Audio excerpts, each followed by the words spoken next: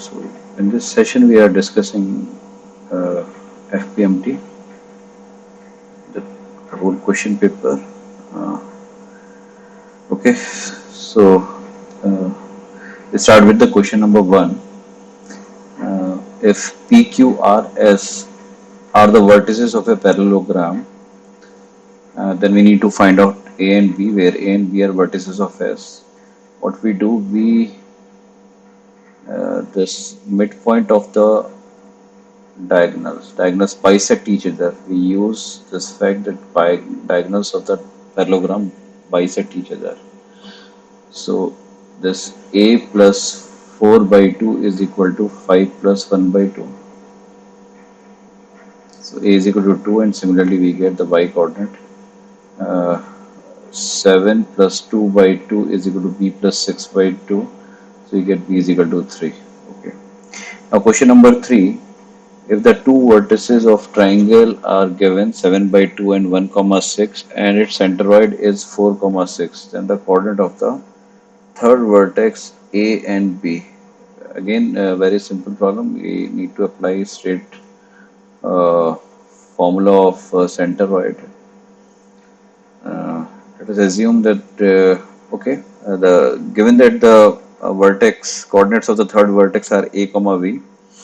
Now, if we apply the formula of centroid, a plus 7 plus 1 by 3 is equal to 4, and 2 plus 6 plus b is by 3 is equal to 6, and now we get a and b, and the required is a plus b. So a plus b is equal to 14. Option number B. Okay. Now, the problem number 3. If in a triangle ABC, A is this and circumcenter and orthocenter are given, then the coordinates of midpoint of side opposite to A is okay. That means if A is given, circumcenter and orthocenter both are given, that we can find out the coordinates of centroid. Okay, because uh, in a in a triangle, in a triangle, all three centers, orthocenter, orthocenter, there's centroid and circumcenter. They are collinear, and centroid divides this line internally in the ratio 2 is to 1. So uh, by applying this section formula, we will get the coordinates of G. Now, if the midpoint of B and C, coordinates of midpoint of BC are D. Now we can also find coordinates of G, because centroid lie on any median and divide median in the ratio 2 is to 1. So if we apply section formula in between A and D, and we apply the section formula in between orthocenter and circumcenter, so just we apply these formula, and there are only two unknown, alpha and beta, and alpha and beta are required also. So this we equate coordinates of orthocenter, 2 multiplied by alpha, this 2 multiplied by alpha, हमें खाली section formula apply करना है. We need to apply section formula. 2 multiplied by alpha, 1 multiplied by 1 divided by 3 is equal to, here 2 multiplied by minus 1 by 3 plus 1 multiplied by 11 by 3 divided by 3. And similarly we can form equation for y coordinate of centroid, and we can find coordinates of alpha and beta. So alpha and beta are 1 comma minus 11 by 3. Okay. Now if we come to problem number 4, a stick of length 10 units rests against the floor and a wall of a room. If the stick begins to slide on the floor, then the locus of the middle point of this. Okay. Suppose let P H comma K be the coordinates of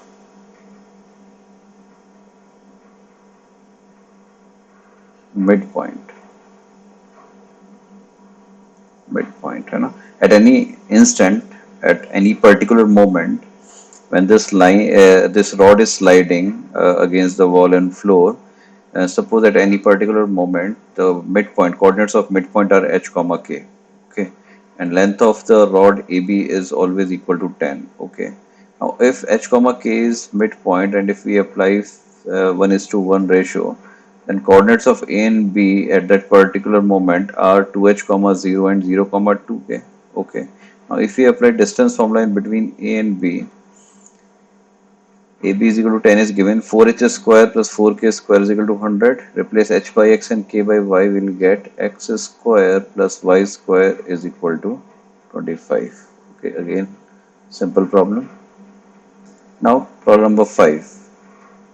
Let A and B be the vertices of triangle ABC. If the centroid of triangle ABC moves on the line this, then the locus of vertex C is. Okay.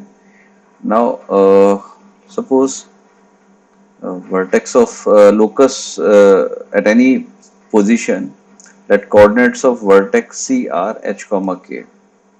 Let coordinates of vertex C at any position are h comma k. Now centroid 2 plus minus 2 plus h divided by 3, and y coordinate is minus 3 plus minus 3 plus 1 and plus k divided by 3. It means h by 3 and k minus 2 by 3. Now this centroid lie on which line? This centroid lie on the line 2x plus 3y is equal to 1. Just satisfy this point h comma 3 comma k minus h by 3 comma k minus 2 by 3 in this line 2x plus 3y is equal to 1. You'll get the required locus. ये जो आपका centroid का point था h by 3 comma k minus 2 by 3, ये आप इसमें put कर दीजिए, replace h by x and k by y, तो आपके पास में C पॉइंट का लोकस आ जाएगा. ओके, तो सेंट्रोइड अगर 2x plus 3y plus 1 line पर मूव कर रहा है तो उसका जो वर्टेक्स C है वो 2x plus 3y is equal to 9 line पर मूव कर रही होगी, ये उसका लोकस आ गया. Next, sixth problem is a variable straight line passes through a fixed point A comma B, intersecting the coordinate axes A and B. If O is the origin, then locus of the centroid of triangle OAB. Again similar problem. Now, okay. So we can take any line. Equation of any line passing through A comma B can be written as y minus b is equal to m times x minus a, where m is the slope. Okay. Now we can find x and y intercept made by this line. So if we put y is equal to 0, we'll get x a minus b by m comma 0. If we put x is equal to 0, then we'll get coordinates of point b 0 comma b minus am. 0 comma b minus am. Okay. Now coordinates of O, A and B are known to us, and we just find the centroid. H is equal to A minus B by M by 3 and 3H is equal to A minus B by M. तो ये तो दो values आई मेरे पास में, एक बार x coordinate की और एक बार y कोऑर्डिनेट से, और दोनों में केवल एक ही मेरे पास में अननोन है जो वेरिएबल है, वो है m. इन दोनों की हेल्प से हम m को एलिमिनेट कर सकते हैं. तो या तो m को दोनों से निकाल करके इक्वेट कर दें, तो हमने क्या करा, इक्वेशन फर्स्ट वाली इक्वेशन से भी m निकाल दिया k वाले से, तो ये आपके पास में आ गया इक्वेशन नंबर 1. और फिर हमने x कोऑर्डिनेट है इससे भी निकाला, हमारे पास में आ गया m is equal to this, और दोनों को हमने बराबर कर दिया, इक्वेट कर दिया, तो हमारे पास में रिक्वायर्ड लोकस आ गया 3xy minus xb minus ya is equal to 0. केवल एक ही अननोन था, a और b से अगर लाइन पास कर रही है तो स्लोप ही खाली हमारे पास में वेरिएबल है. स्लोप चेंज होता रहेगा, लाइन अपनी पोजीशन चेंज करती रहेगी. तो किसी पर्टिकुलर पोजीशन पे हमने मान लिया कि स्लोप m है. अगर स्लोप m है तो हमने इसके x इंटरसेप्ट और y इंटरसेप्ट निकाल दिए, और जो m हमने माना था पैरामीटर उसे हमने एलिमिनेट करके जो हमारे पास में गिवन था ए बी, एच के और ए बी में हमने एक रिलेशन निकाल दिया. Now replace H by X and के बाई वाई, और हमारे पास में इसका लोकस आ गया. Okay. We come to next problem, problem number 7. The coordinate of orthocenter of triangle bounded by this. तो डेटाबेस प्रॉब्लम थी। अगर हमने यहाँ पर देखा, ये जो तीन लाइंस गिवन है, ये लाइन है L1, एक लाइन है L2 और एक लाइन है L3। हमने तीनों के स्लोप निकाल लिए, M1, M2 और M3। हमने देखा कि M1 M2 का स्लोप कितना आ रहा है आपके पास, मल्टीप्लिकेशन स्लोप्स का -1। इसका मतलब ये ट्राइंगल कैसा हुआ, राइट एंगल ट्राइंगल हुआ। राइट एंगल ट्राइंगल हुआ तो उसका जो ऑर्थो सेंटर होता है वो होता है वर्टेक्स ऑफ राइट एंगल। इसका मतलब आपने लाइन 1 और लाइन 3 को आपने सॉल्व कर लिया और आपने उनके पॉइंट ऑफ इंटरसेक्शन निकाल दिए। तो आपके पास है पॉइंट ऑफ इंटरसेक्शन 1, 2 आ गया। ये हमने सॉल्व कर रखा है, आप भी सॉल्व कर सकते हैं। और सी हमारे पास ऑप्शन आ गया, तो आसान प्रॉब्लम थी। अब problem number 8, eighth problem. Let coordinates of the 2 points A and B are given. The line AB is rotated through 45 degree in anti-clockwise direction about the point of trisection of AB which is nearer to AB. तो पहले ये चीज समझ लेते हैं, मतलब हमारे पास में पॉइंट A गिवन है, पॉइंट B गिवन है, ठीक है। तो इसे 2:1 रेशो में, मतलब ये बी के पास होना है। ट्राई सेक्शन हमने इसके ए से बी तक के, हमने ए से बी के एक पार्ट, तो 3 पार्ट करे। तो जो बी के पास है ये वाला पॉइंट हो गया हमारे पास में। तो अगर ये तीनों पार्ट बराबर हैं तो ये रेशो आ गई जो इस पॉइंट ने करा, तो ये 2:1 की रेशो आ गई। यहाँ से यहाँ तक ये 2 पार्ट, इधर से यहाँ तक 1 पार्ट। तो ए और बी पता है, तो इसमें सेक्शन फॉर्मूला 2:1 रेशो निकाल करके हमने 5,4 निकाल दिया। ओके, ए बी का स्लोप मुझे पता है। ए बी का स्लोप हमारे पास आ गया 5-2 / 7-1 और यहाँ से 45 डिग्री इस लाइन को हमने रोटेट करके इसकी नई पोजीशन हमने बना ली। मान लिया कि बी डैश ए डैश ये नई पोजीशन आ गई। तो अब जब 45 डिग्री हमने इस पॉइंट के अबाउट इसे घुमाया है, तो नई जो इक्वेशन आएगी आपके पास में, तो वो जो लाइन आनी है वो आपके पास में y-4 = m टाइम्स x-5 आनी है। बिल्कुल ठीक। हम तो हमें खाली ये m की वैल्यू निकालनी है। तो हमने क्या करा, यहाँ पर स्लोप ऑफ द गिवन जो हमारे पास रिक्वायर्ड लाइन है a डैश b डैश, उसे हमने मान लिया m। और हमारे पास 1045 1 है, इसका स्लोप मुझे हाफ पता है, हमने 10 का फॉर्मूला लगाया और इसमें से m की वो वैल्यू हमने पिक कर ली जिसका स्लोप ए बी से ज़्यादा आ रहा है। तो यहाँ पर दो वैल्यू आई, एक बार पॉजिटिव साइन के साथ में और एक बार नेगेटिव साइन के साथ में। और हमने इसमें m की, क्योंकि 45 डिग्री आपने उसे एंटी क्लॉकवाइज डायरेक्शन में अपने इसे रोटेट किया है, तो हमने वो वैल्यू ले ली जो आपके पास में इससे बड़ी आ रही है। तो हाफ से बड़ा हमारे पास में ये 3 आ गया। तो ये 3 आपने लिया और हमारे पास इक्वेशन आ गई रिक्वायर्ड लाइन की 3x - y - 11 = 0। नेक्स्ट आते हैं ऑप्टिक्स की प्रॉब्लम है। A ray of light passing through the point 1, 2 is reflected at a point B on the x axis, okay, and then passes through point 5, 3। Okay, एक कोई light source यहाँ पर रखा हुआ है, एक लाइट रे चली, बी एक पॉइंट है एक्स एक्सिस पर, point of incidence, and after reflection ये किसी सी पॉइंट से चली गई। तो हमें पता है कि A B plus B C minimum होगा। बी एक ऐसा पॉइंट होगा जिसके लिए A B and B C कैसा होगा, मिनिमम। अगर हम ए की इमेज एक्स एक्सिस में लें 1, तो ए डैश बी और सी भी एक लाइन में होंगे, ए डैश बी और सी भी एक लाइन में होंगे। हमें चाहिए इक्वेशन किसकी, ए बी की। तो हम क्या करते हैं, सी की इमेज ले लेते हैं एक्स एक्सिस में, 5, 3 की इमेज हुई 5, -3। ए बी और ये जो पॉइंट आ गया सी डैश, ये भी किस में होंगे, एक लाइन में होंगे। हमें ए बी की इक्वेशन चाहिए which is same as A C dash, A C dash. दोनों पॉइंट मुझे पता है, ए पता है, सी डैश पता है। इक्वेशन लिख दीजिए तो आपके पास आ गया y-2 x-1 और आपने स्लोप निकाल दिया y2 - y1 / x2 - x1 से। ये हमारे पास में रिक्वायर्ड इक्वेशन इसकी आ जाएगी, ठीक है। Next problem is if A line, जो लाइन है हमारे पास 2, 5 से पास हो रही है, m1 स्लोप है। दूसरी लाइन आपके पास में, सॉरी, पहली लाइन 5, 2 से पास हो रही है, m1 स्लोप है। दूसरी लाइन 3, -4 से पास करके m2 है। intersect at right angles at P where m1 and m2 are parameters. तो ये दोनों घूम रही हैं और इस तरह से घूम रही हैं कि परपेंडिकुलर रहती हैं हमेशा। तो इसका लोकस आपको देखना है, ये पॉइंट ऑफ इंटरसेक्शन का जो लोकस है। तो जो भी पॉइंट ऑफ इंटरसेक्शन होगा उसे मान लिया आपने एच कॉमा के, मैंने अभी फिलहाल उसे एक्स कॉमा वाई ही रखा है, और दोनों से m1 और m2 की वैल्यू निकालकर m1 m2 is equal to -1 कर दिया। m1 m2 -1 किया तो हमारे पास में ये लोकस आ गया। m1 m2 is equal to -1 कर दिया, replace h by X and k by Y, तो ये हमारे पास में रिक्वायर्ड लोकस आ गया। Now we can compare this locus with the given locus, and हमारे पास में कंपेयर करने पर g और f की वैल्यूज आ गई। f is 2, g is -8 and हमें चाहिए f माइनस जी, तो f एंड f माइनस जी हमारे पास 10 आ गया, तो 10 हमारे पास का आंसर आ गया। तो आसान प्रॉब्लम थी।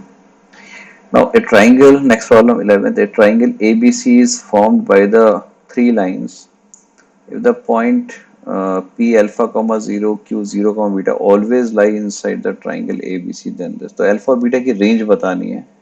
हमने तीनों लाइंस को L1 L2 L3 को इंटरसेक्ट फॉर्म में लिखा। पहली लाइन आ गई x/3 minus Y by two is equal to 1। हम 6 को इस लाइन में 6 को ले गए हम राइट हैंड साइड पे, 6 से हमने डिवाइड कर दिया, तो एक इंटरसेप्ट आ गया 3 और एक आ गया -2। तो एक आ गया 3 और एक आ गया -2, हमने लाइन ड्रॉ कर दी। सिमिलरली हमने बाकी दोनों लाइंस भी ड्रॉ कर दी। अब ये जो हमारे पास ट्राइंगल बना, इसमें जो पॉइंट है अल्फा कॉमा 0, इसका मतलब एक्स एक्सिस पे लाई करता है। तो एक्स एक्सिस पे लाई करने के लिए ट्राइंगल के अंदर ये एरिया है, यहाँ से लेकर के ये वाला एरिया आ गया आपके पास में, ये एरिया। तो कहाँ से कहाँ तक हो सकता है? अल्फा की वैल्यू -3 से -1 से 3 तक। -1 से 3 मेरे पास में दो ऑप्शन में आ रहे हैं, बी और डी। नाउ हमारे पास जो उसका वाई का क्यू है 0 कॉमा बीटा, ये आ रहा है इस पॉइंट से लेकर के यहाँ तक आ रहा है हमारे पास में। ठीक है, तो ये हो गया -2 से 3 तक। तो आपके पास में ऑप्शन हो जाना चाहिए दोनों के लिए डी। ओके, दोनों तो तीनों लाइन को ड्रॉ करना है, और ड्रॉ करके हमें पता लग जाएगा कि अल्फा और बीटा की रेंज कहाँ से कहाँ तक है। Now if we come to next problem, problem number 12, there is a family of line, among the lines of the family the number of lines situated at a distance of √10। एक concept हमने किया था कि यदि हमारे पास में एक फैमिली ऑफ लाइंस हैं जो L1 और L2 के पॉइंट ऑफ इंटरसेक्शन से जाने वाली लाइंस हैं, L1 प्लस लैम्डा L2, तो गिवन पॉइंट M है।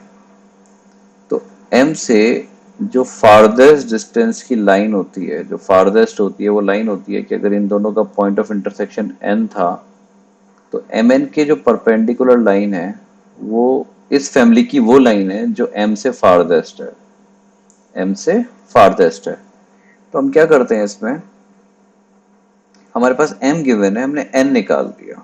तो N के कोऑर्डिनेट्स हमारे पास दोनों को सॉल्व करके आ गए -1 कॉमा -2, और हमने MN का डिस्टेंस ही निकाला। MN का डिस्टेंस ही मेरे पास में कितना आ गया?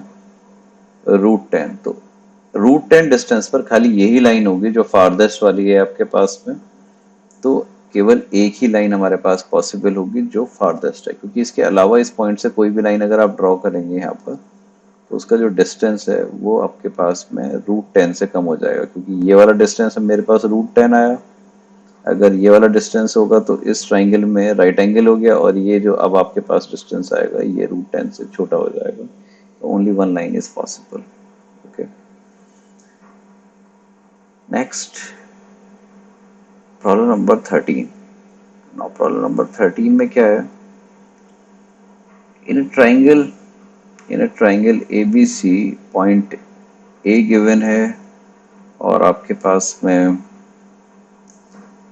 Equation of altitudes in a triangle ABC if A हमें गिवन है, and these two lines are equation of altitude and angle bisector respectively drawn from B, then equation of BC। तो इसमें जो कॉन्सेप्ट हम लगा रहे हैं वो ये लगा रहे हैं कि पॉइंट B के कोऑर्डिनेट्स आ जाएंगे मेरे पास यदि मैं इस ऑल्टीट्यूड जो कि B से डाला गया है AC के ऊपर, इस ऑल्टीट्यूड और जो एंगल बी का बाइसेक्टर है, इन दोनों को सॉल्व कर लूंगा तो मेरे पास पॉइंट आ जाएगा बी। तो बी पॉइंट हमारे पास में सॉल्व करके आ गया इन दोनों को, -3 -2।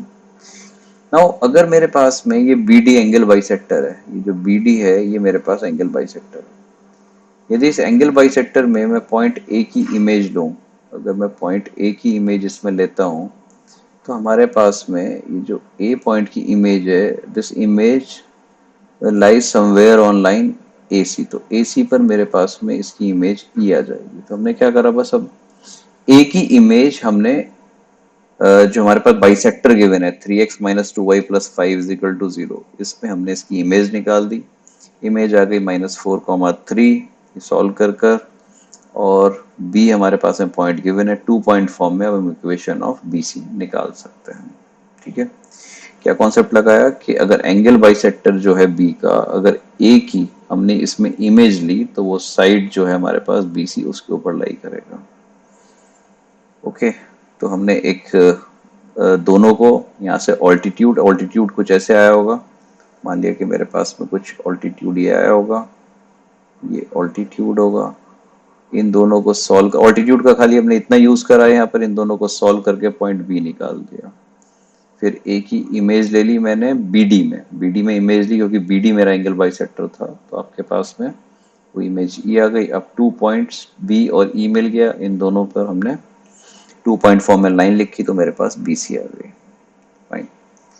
Now next problem is P is a point inside the triangle ABC. Okay. Lines are drawn through P parallel to the sides of the triangle. The three resulting triangles with the vertex P have areas 4, 9 and 49 square units. The area of the triangle ABC is, the area of triangle ABC is, देखिए this is good problem. आप इसे ऐसे कह सकते हैं कि एक point P हमने लिया और P से हमने तीनों साइड्स के पैरेलल लाइंस ड्रॉ कर दी। तो एक ट्राइंगल मेरे पास ये बना PDE, एक ट्राइंगल बन गया हमारे पास में से PF&G, और एक ट्राइंगल बन गया हमारे पास में PHI। ये ट्राइंगल बन गया। इनके एरियाज हमें गिवन है कि एक का एरिया हमारे पास में 49 स्क्वायर यूनिट्स है, एक का एरिया हमारे पास में 9 है, और एक का हमारे पास 4 है। तो एक का हमारे पास से 9 दे दिया और एक का हमें 4 दे दिया। ओके, ये जो सामने वाली साइड BC है, BC पे मैंने ये जो तीन आपके पास है DE को मैंने P ले लिया, ये P ले लिया, इस वाले को EC को R मान लिया, और यहाँ पे जो है इसे Q है। such that P plus Q plus R is equal to BC, that is A. P plus Q plus R is equal to A. अब P से हमने जो पैरेलल लाइंस ड्रॉ करी हैं ट्राइंगल की साइड्स के पैरेलल, तो ये जो हमारे पास में ट्राइंगल है, ट्राइंगल PDE, ट्राइंगल PDE और ट्राइंगल जो ABC है हमारे पास में, ये दोनों कैसे ट्राइंगल हो जाएंगे हमारे पास में? सिमिलर ट्राइंगल हो जाएंगे। तो अगर हम इसकी प्रॉपर्टी से देखें, इन दोनों के जो एरियाज की रेशो होगी, इन दोनों के जो एरियाज की रेशो होगी, इसमें हमने लगा दिया है यहाँ पर कि अगर ये जो PDF है इसका एरिया है हमारे पास 49, एंड से जो पूरा ट्राइंगल ABC है इसका एरिया हमारे पास डेल्टा मान लिया, तो 49/डेल्टा is equal to P²/A²। Similar triangle है, इसकी साइड जो कोई भी एक साइड ले लीजिए P और उसकी एक साइड है A, तो P²/A² ये आ जाएगा। ठीक है, 10th क्लास की आई थिंक थ्योरम है जो हमने यूज करी है। सिमिलरली मैंने यही वाली थ्योरम इन तीनों में लगा दी, इस वाले में लगा दी। Now this side, this PI is equal to आपके पास में हो गया QD, Q के बराबर हो गया, ये BD के बराबर हो गया। यहाँ पर ये आपके पास में जो PF आया है ये आपके पास R के बराबर हो गया। तो हमारे पास में सिमिलरली दो इक्वेशन और आ गई। तो 49/डेल्टा is equal to P²/A², under root लिया तो 7/√डेल्टा इज इक्वल टू P/A। दूसरे और तीसरे ट्राइंगल में हमने लगाया तो हमारे पास में एक ये आ गई, और थर्ड वाले में लगा करके हमारे पास में ये आ गया। तीनों को हमने ऐड कर दिया तो हमारे पास आ गया डिनोमिनेटर यहाँ पर लेफ्ट हैंड साइड का तीनों का ही सेम है, तो 7 + 3 + 2/√delta is equal to P+Q+R/A, and P+Q+R हमने A लिखा ही था, A/A1, तो ये हो गया हमारे पास 7 + 3 + 2, ये कितना आ गया 12, 12 is equal to √delta, delta is equal to 144 आपके पास में, इसका आंसर हमारे पास में ऑप्शन नंबर डी आ गया, right.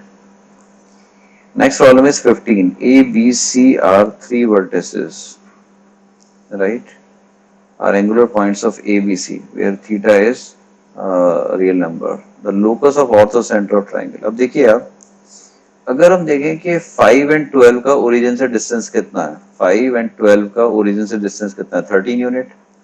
Similarly 13 cos theta minus 13 cos theta and 13 sin theta, B का भी कितना है हमारे पास में, बी का कितना आ गया आपके पास में, ये डिस्टेंस भी 13 हो गया, और 13 cos थीटा एंड इसका डिस्टेंस भी सी पॉइंट का ओरिजिन से क्या हो गया हमारा 13। इसका मतलब ए बी सी जो ट्राइंगल है इसका जो सरकम सेंटर है, सरकम सेंटर क्या आ गया ओरिजिन, क्योंकि ये तीनों पॉइंट से इक्विडिस्टेंट है। ओके, सरकम सेंटर पता है हमें, हमें सेंटरॉइड पता है, तो हम ऑर्थो सेंटर निकाल देंगे। तो ऑर्थो सेंटर हमारे पास में सेक्शन फॉर्मूले से आ गया h is equal to 5 minus this, and k हमारे पास में आ गया 12 + 13 sin theta minus 13 cos theta. अब वेरिएबल कौन है, थीटा, थीटा को एलिमिनेट करना है मुझे, तो सिंपल हमने दोनों को सब्ट्रैक्ट कर दिया, तो आपके पास में थीटा बहुत आसानी से एलिमिनेट हो गया, और हमारे पास k minus H is equal to 7 आ गया, replace k by Y and h by x, तो हमारे पास जो लोकस है वो आ गया x minus Y plus 7 is equal to 0, तो ऑर्थो सेंटर का लोकस हमारे पास में ये आ गया, राइट। ये 15 सवाल हो गए हमारे पास में इस पेपर के। अब प्रॉब्लम नंबर 16th में थोड़ा समझिए, यहाँ पर कह रहा है कि कॉन्सेप्ट ऑफ होमोजेनाइजेशन पे बेस्ड प्रॉब्लम है, कॉन्सेप्ट ऑफ होमोजेनाइजेशन पे बेस्ड प्रॉब्लम है। कह रहा है if the straight line joining origin to the point of intersection of this curve, और हमें एक लाइन गिवन है x plus K Y minus 1, तो से ये कोई कर्व है, और ये हमारे पास में ये लाइन है, और इन दोनों को ज्वाइन करना है ओरिजिन ओ पी क्यू से। Okay, are equally incline to the coordinate axis, ये कह रहा है कि जो लाइन ओपी और ओक्यू है ये इक्वली इंक्लाइंड है कोऑर्डिनेट एक्सिस पर। ओके, अगर कोऑर्डिनेट एक्सिस पर इक्वली इंक्लाइंड होती हैं तो हमारे पास स्लोप होते हैं उनके 1 एंड -1, जिसका मतलब एक का स्लोप है 1, एक का स्लोप है -1। तो सबसे पहले OP और OQ की कंबाइंड इक्वेशन निकालने के लिए हमने इस कर्व की इक्वेशन को इस कॉर्ड की इक्वेशन की हेल्प से होमोजेनाइज करा। होमोजेनाइज करने के लिए हम इसके x प्लस कांस्टेंट टर्म को हम लेके जाते हैं राइट हैंड साइड पर, अपने आप ही 1 आ गया। तो जो नॉन होमोजीनियस टर्म है जिनकी डिग्री 1 है उसे एक बार x प्लस के वाई से मल्टीप्लाई कर देना है, ये हमने मल्टीप्लाई कर दी, और जो कांस्टेंट था उसे x प्लस के वाई के स्क्वायर से मल्टीप्लाई कर देना है। ठीक है, ये हमारे पास में 4x माइनस 2y के प्लस एक्स वाई। अब ये कह रहे हैं कि ये जो होमोजीनियस इक्वेशन बनेगी, जो हमारे पास होमोजीनियस इक्वेशन बनेगी ax square plus 2hxy plus by square is equal to 0, ये आ गई combined equation of OP and OQ। Suppose if we divide this equation by say x square, we'll get bm square plus 2hm, okay, and plus A is equal to 0। अब इसके जो दोनों root हैं, एक का 1 है और एक का -1 है, तो सम ऑफ द रूट कितना आना चाहिए, सम ऑफ द रूट हमारे पास 0 आना चाहिए। इसका मतलब h को कितना होना चाहिए 0, तो हमने यहाँ पर क्या करा, कोफिशिएंट ऑफ एक्स वाई को कितना कर दिया 0। तो कोफिशिएंट ऑफ एक्स वाई को 0 करा तो हमारे पास में कितना आ गया k इज इक्वल टू -1। हमने यहाँ से कोफिशिएंट ऑफ एक्स वाई निकाला, देखिए ये आया 12, एक्स वाई यहाँ से कितना है, जब यहाँ का 4 के से करे 4k, और यहाँ का 2 और 1 -2 आ गया, और यहाँ से कितना आएगा, अंदर से आएगा एक्स वाई का 2k और बाहर आ गया 3, तो आपके पास में कितना आ गया 6k। तो कोफिशिएंट ऑफ एक्स वाई को हमने कितना कर दिया 0 कर दिया इसमें। तो अगर एक क्वाड्रेटिक इक्वेशन है तो कोफिशिएंट ऑफ एक्स वाई हमने इसमें जीरो कर दिया, तो कोफिशिएंट ऑफ एक्स वाई को आप जीरो कर दीजिए, के इज इक्वल टू -1 आपके पास में आंसर आ जाएगा। Although this answer or this equation, these equation are not consistent, ऐसा लगता है कि consistent नहीं है। अगर हम आप ये कहेंगे कि सर अगर ऐसा है, एक का स्लोप 1 और एक का स्लोप -1 है, तो ये वाला जो एंगल है जो ओरिजिन पे सबटेंड कर रहे हैं, ये हमारे पास में 90 हो जाना चाहिए। एक का स्लोप 1 मतलब 45 डिग्री बनाएगा, एक का है 135, तो दोनों के बीच का एंगल तो आपके पास में फिर 90 होना चाहिए। 90 होना चाहिए, तो इनमें coefficient of X square plus coefficient of Y square का सम भी कितना आना चाहिए, जीरो। तो अगर आप इसमें से कोफिशिएंट ऑफ एक्स स्क्वायर और कोफिशिएंट ऑफ वाई स्क्वायर को निकालेंगे, उनका सम जीरो करेंगे, तो आप देखेंगे क्वाड्रेटिक इक्वेशन आएगी जिसके रियल रूट नहीं आ रहे, जिसमें के की रियल वैल्यूज नहीं निकल रही हैं। तो ऑथर ने जिस हाथ से बुक से ये प्रॉब्लम होगी, जिस भी सोर्स से होगी, तो शायद ये वाला फैक्ट इग्नोर कर दिया गया। बट ऑप्शन उस तरीके से दिया हुआ है, does not exist in the set of real numbers, तो रियल सोल्यूशन उसका नहीं आना चाहिए। तो इसका आंसर बी दे रखा है, but as per me data is not consistent, option should have been D, option should have been D. तो आप क्या करके देख सकते हैं, coefficient of X square plus coefficient of Y square का सम कितना कर सकते हैं, जीरो करके देखेंगे कि उसमें के की रियल वैल्यूज नहीं आ रही। Now I move to next question, question problem number 17. The angle between the straight line joining the origin to the points common to this and this. Again, same problem or the same on the same concept. So to make this homogenize or to get the combined equation of OP and OQ line joining origin to the point of intersection of this curve with this line 3x minus y divided by 2 is equal to 1. Now all these terms are second degree.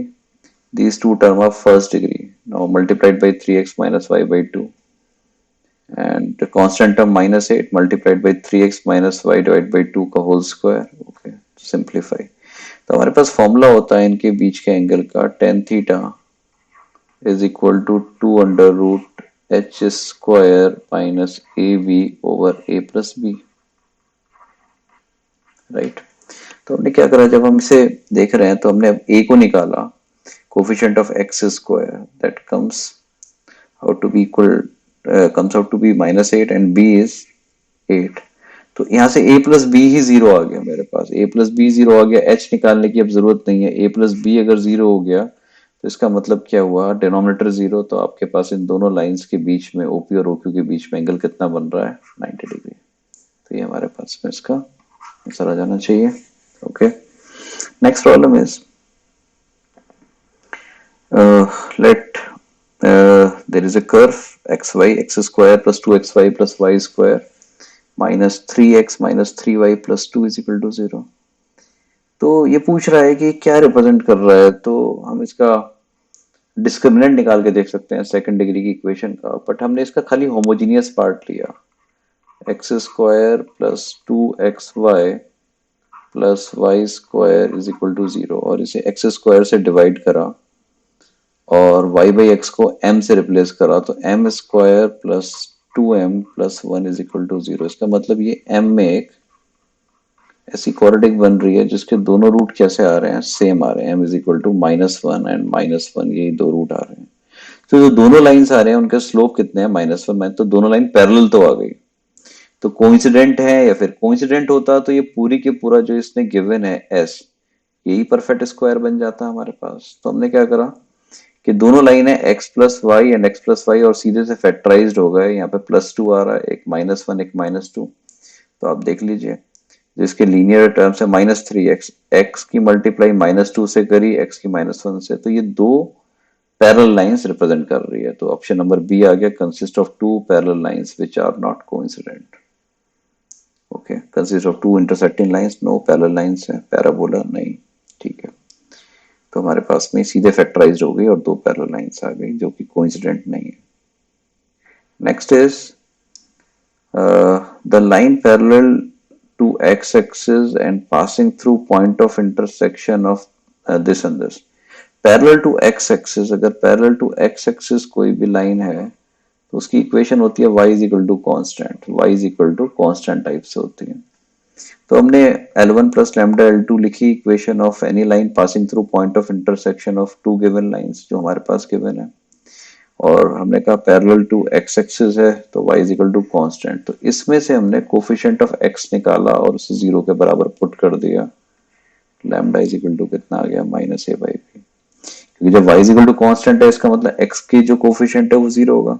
बस अब हमने इसमें से y निकाला, y के coefficient lambda की value minus A by B रख दी और हमारे पास आ गया y is equal to minus 3/2। इसका मतलब below the x axis at the distance of 3/2।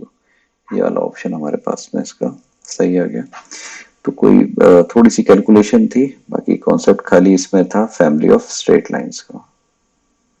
Next problem is if a vertex of triangle is 1 comma 1 and the midpoint of two sides through this vertex are this and this, then the centroid of triangle is okay। तो centroid of triangle पूछ रहा है, हमारे vertex ए पता है, दोनों sides के mid point पता है, तो सेक्शन फॉर्मूले से हमें ये दोनों पॉइंट पता लग गए, बी और सी वर्टेक्स। ये हमें पता थी ही। अब ए बी सी तीनों पता है तो we can find coordinates of centroid. तो अगेन सेंट्रोइड या फिर जितने भी सेंटर्स हैं ट्राइंगल से रिलेटेड उन पे बेस्ड प्रॉब्लम थी, and the easy one problem number 21 में है straight line through the point 3 comma 4 is such that it intersect between the axes bisected at the same point A, the equation is। तो mid point मेरे पास 3 comma 4 यदि mid point है और ये इस A B जो मेरे पास में सेगमेंट है इसे बाइसेक्ट भी यही 3 comma 4 पे हो रहा है, तो भाई सेक्शन फॉर्मूला ए और बी में अगर हम लगाएंगे तो हमारे पास में एक्स एक्सिस और वाई एक्सिस के पॉइंट दे रखे हैं, बिटवीन द एक्सिस कह रहा है, तो ये पॉइंट हो गया 6,0, ये हो गया 0,8 और सीधे इंटरसेक्ट फॉर्म में मेरे पास इक्वेशन आ गई 8x plus 6y is equal to 48। तो यहाँ पर 2 कॉमन लिया तो कितना आ गया 4x plus 3y is equal to 24। ये हमारे पास में अगेन एक आसान प्रॉब्लम ही है।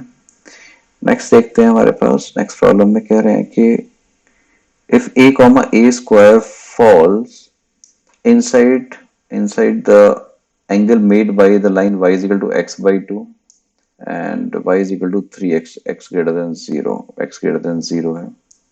तो यहाँ पर एक लाइन है जिसका स्लोप हाफ है, यहाँ पर एक लाइन है जिसका slope y is equal to mx3 है, दोनों ओरिजिन से पास कर रही हैं। एक point a comma a square है, ठीक है, कहीं a कॉमा a स्क्वायर लाई कर रहा है। तो हमने क्या करा, ये जो a comma a square point है इस लाइन का स्लोप कितना हुआ y2 माइनस y1, ओरिजिन से ज्वाइन करा y2 minus y1 divide by x2 minus x1, ये हो गया a स्क्वायर बाई a। इसे कहां से कहां तक लाई करना है, इस नीचे वाली लाइन का स्लोप कितना है आपके पास में हाफ और ऊपर कितना है 3, हाफ से 3 तक इसे लाई करा देते हैं, ये आपके पास में तो a की रेंज आ गई 1/2 से 3। वैसे इस पॉइंट का लोकस अगर देखें तो x is equal to a and y is equal to है a स्क्वायर, तो y is equal to x square type से आया। तो y is equal to x square जो कर्व है वो हमारे पास में कुछ इस तरीके से आएगा, ऐसे आएगा y इज इक्वल टू। तो ये पूछ रहा है ये जो पैराबोला बनेगा ये इसका कौन सा पोर्शन जो है वो इन दोनों लाइंस के बीच में आ रहा है। थोड़ा सा फिगर में ये जो y is equal to x square है, कह रहा है किन वैल्यूज के लिए इसका जो पोर्शन है a और a स्क्वायर का वो इन दो लाइंस के बीच में है। एक है लाइन आपके पास में ये y is equal to 3x वाली और एक y is equal to x/2 वाली, तो y is equal to x/2 वाली। तो ये आपके पास में y is equal to x/2 कुछ इस टाइप से जो भी आ रहा होगा, ये कर्व नीचे से अगर जा रहा है तो इस तरीके से कुछ इसे इस कर्व का कौन सा पोर्शन है जो इन दोनों लाइन के बीच में लाई कर रहा है ज्योमेट्रिकली, इसमें हमारे पास में ये हमसे पूछ रहा है, राइट। ओके, तो इस ये भी अलग तरीका हो सकता था इसे देखने का, बट इस प्रॉब्लम के लिए तो बहुत ही आसान है। a कॉमा a स्क्वायर का स्लोप हमने इन दोनों लाइंस के बीच में रख दिया। Okay, next problem is problem number 23। 23rd problem पे हम आते हैं। 23rd प्रॉब्लम में क्या गिवन है हमें? 23rd में है कि A B and C be the vertices of right angle triangle A C and AC is hypotenuse. If the area of the triangle is 1 unit, then the set of values of k uh, values which k can take is given by okay h comma k है। तो ठीक है, हमने इसका database problem है, हमने 1,1 ये बनाया। अगर 1,1 हमने यहाँ पर रखा तो हमारे पास में ये आ गया। ठीक है, 1,1 हमारे पास में ये 2,1 वाई कोऑर्डिनेट सेम है और बी पर हमारे पास में क्या बन रहा है? Right angle. तो ए पॉइंट आ गया हमारे पास में। कैसे? हमें एरिया दिया हुआ है, एरिया हो गया हाफ बेस इनटू हाइट। तो ये वाली पी हो गया हमारे पास में 1। ओके, ठीक है, और 2,1 तो हमारे पास ये हाइट आ गई, यहाँ पर ए बी आ गया 1 हाफ बेस इनटू हाइट। तो A B is equal to आ गया तुम्हारे पास में half 1 A B is equal to 1 A B is equal to 2। Right angle है तो ये भी आपके पास parallel to coordinate axis, parallel to आपके पास में ये वाई एक्सिस आ गई। तो एक्स तो 1 ही रहा और 2 यूनिट नीचे चले गए। 1 से 2 यूनिट गए तो -1। और एक चीज ऊपर भी मिल सकती है, तो ऊपर की साइड में भी यहाँ पर हमारे पास पॉइंट मिल जाएगा 1,3। तो आपके पास इसके पास दो वैल्यूज आ जाएंगी आपके पास में के की, एक -1 और एक 3। तो खाली ड्रॉ करके देखना था, उससे ही हमें पता लग जाता। Next is the perpendicular bisector of the line segment joining point 1 and point P and Q 1,4 and K3 has y-intercept -4 दिया हुआ है, y-intercept -4। Then a possible value of K is, तो सिंपल प्रॉब्लम है। आपने क्या करा कि M P और Q में सेक्शन फॉर्मूला लगाया तो ये वाला पॉइंट मिल गया हमारे पास में 1 + k/2 7/2। और इसका आपसे कह रहा है कि राइट बाइसेक्टर, इसके बाइसेक्टर की इक्वेशन लिख दी आपने।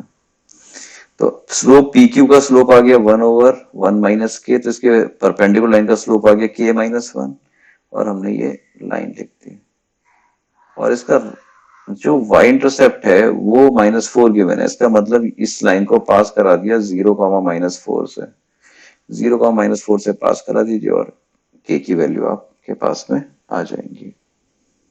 ठीक है, अगेन एक सिंपल प्रॉब्लम थी स्ट्रेट लाइंस की। नेक्स्ट इज एक लाइन गिवन है जो 13,32 से पास कर रही है। तो हमने इसे पास करा दिया और हमारे पास में b की वैल्यू आ गई -20। और ये जो लाइन है, ये लाइन इस लाइन के पैरेलल है।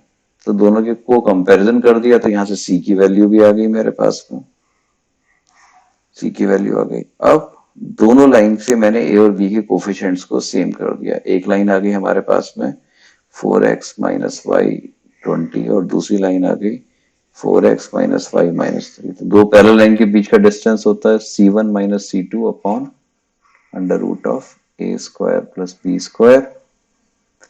तो यहां से हमारे पास में आ गया 23/√17। दो पैरेलल लाइंस के बीच का डिस्टेंस निकालना था। बस ये ध्यान रखना था कि जब आप c1 - c2 अपन √a² + b² लगा रहे हैं तो दोनों लाइन में a x और y के कोफिशिएंट को सेम रखना। ax + by + c1 = 0, ax + by + c2 = 0 के बीच का डिस्टेंस निकालना था। हम लोग नेक्स्ट प्रॉब्लम पर आते हैं, प्रॉब्लम नंबर 26। 26 प्रॉब्लम में है if a line passes through the point which divides the line segment joining these two points in the ratio 3:1। 3 रखेंगे 1,1 की साइड, 2 रखेंगे हम 2,4 की साइड। तो हमारे पास में पॉइंट के कोऑर्डिनेट्स आ गए सेक्शन फॉर्मूला लगाकर 8/5 एंड 45 14/5।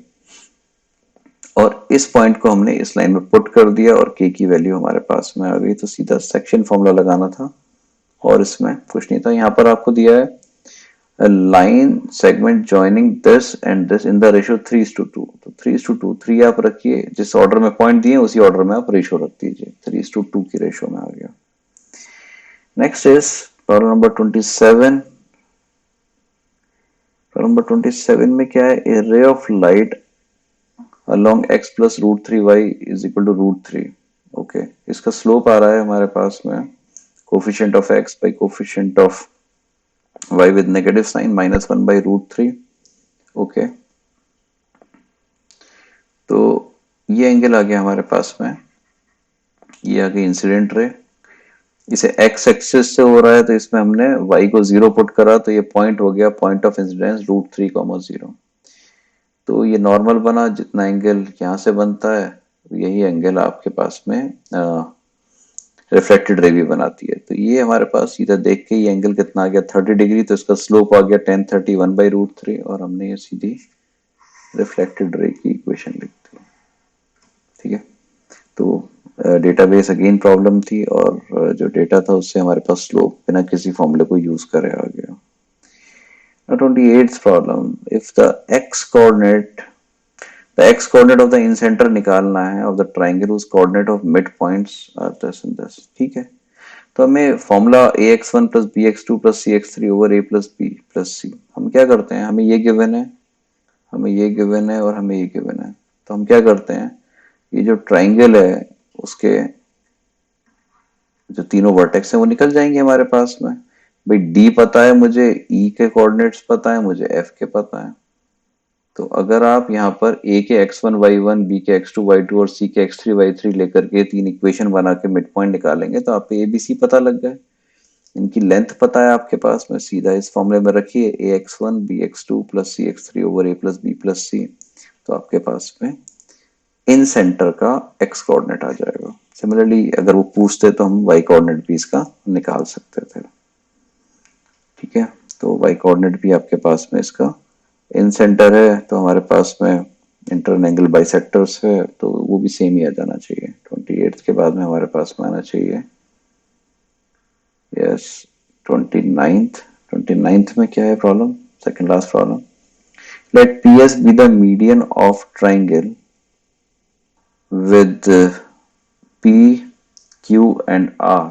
ओके, वर्टिसेस दिए P Q R and PS हमारे पास में क्या है, मीडियन। तो S हमारे पास मिड पॉइंट हो गया, S हमारे पास में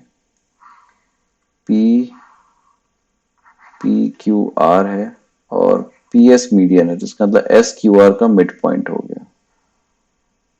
ओके, S निकल गया हमारे पास में Q और R की 1:1 की रेशियो लगा करके हमारे पास S आ गया 13/2, 1। ओके, और अब हमसे क्या कह रहे हैं, the equation of the line passing through 1, -1। Okay, तो 1 + 1 एंड पैरेलल टू PS, बस अब तो PS का हमें स्लोप निकाल देना। PS का स्लोप हमारे पास y2 - y1 divide by x2 - x1 से आ गया और स्लोप पॉइंट फॉर्म में हमने जो रिक्वायर्ड लाइन थी उसकी इक्वेशन निकाल दी। तो कितना आना चाहिए, 2x + 9y + 7 is equal to 0। Okay, ये वाली इक्वेशन, या 2x + 9y + 7 is equal to 0। 2x + 9y + 7 is equal to 0। Okay, ये आ रहा है हमारे पास में। ओके, ठीक, तो ठीक है, अब हम लास्ट प्रॉब्लम पर आ गए।